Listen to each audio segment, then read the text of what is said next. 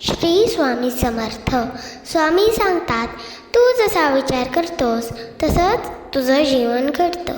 जीवनातील समस्या आणि आव्हान बदलणार नाहीत, पण त्याकडे बघण्याचा दृष्टिकोन बदलला तर तुझं नशीब बदलू शकतं.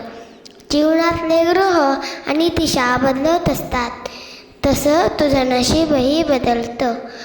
संकट आल्यावर मन शांत ठेवणं आणि सकारात्मक राहणं हाच बदलाचा पहिला टप्पा आहे.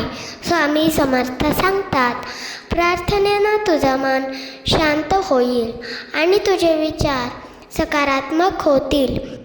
झोपण्यापूर्वी स्वामींचं स्मरण करून मनात आपले ध्येय आणि इच्छांची उजळणी करा.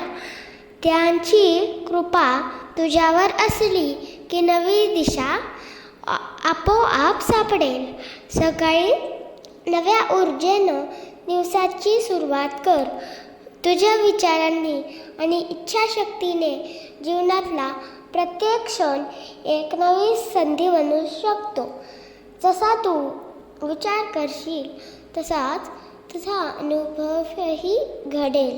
स्वामी समर्थांची कृपा मिळवून जीवनाचं प्रत्येक पाऊल सकारात्मकतेनं भरा.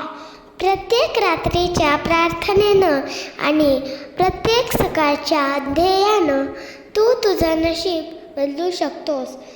स्वामी समर्थांच्या शिकवणींनी तुझं जीवन बदलू शकतं. त्यांचं स्मरण, प्रार्थना आणि सकारात्मक दृष्टिकोन तुझ्या यशाची गुरुकिल्ली आहे.